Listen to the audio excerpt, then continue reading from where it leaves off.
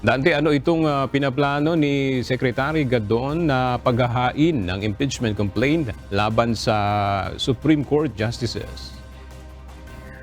Magandang tanghali, aga. Sinabi nga ni Presidential Advisor for Poverty Alleviation, Secretary Larry Gadon, na bias daw ang mga maestrado ng Korte Suprema, partikular na yung mga pumirma sa panibago nitong conviction o hatol na siya ay guilty sa gross misconduct.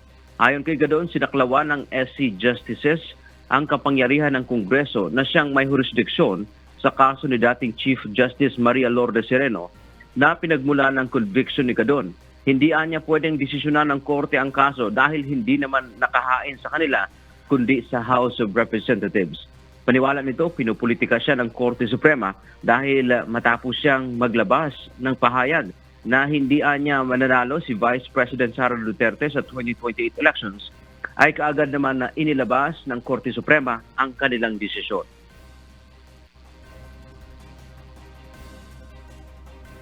Unang pagkakamali. Sinabi nila na ako raw ay nagsinungaling doon sa complaint ko, sa impeachment complaint, doon sa kay Attorney Lourdes Sereno, doon sa Congress. Who is the Supreme Court to rule on that matter? Yung complaint, naka-file sa House of Representatives. Ang tanging may jurisdiction to rule on any matter or allegations on the complaint, on the impeachment complaint against Sereno, ay ang House of Representatives.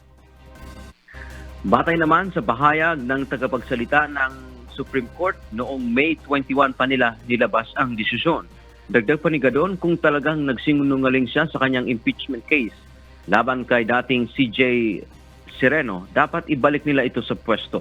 Binigyang diin pa nito, nilabag ng Korte Suprema ang kanyang karapatan sa due process dahil hindi naman daw siya binigyan ng pagkakataong sumagot dahil wala siyang natanggap na anumang notice. Batay sa hatol ng Korte, ay guilty si Gadon sa gross misconduct dahil sa perjury o pagsisinungaling at mga akusasyon na batay lamang sa hearsay. Ayon pa sa Supreme Court, ay pinagbumulta din nila ng 150,000 pesos si Gadon at hindi na rin siya maaaring bigyan ng judicial clemency. Hindi na pinatawan ng disbarment ng opisyal dahil una na siyang inalis sa pwesto o sa pagiging abogado ng Korte Suprema. Yaman ang ating update. Balik sa iyo, Aga. Maraming salamat, Dante Amento.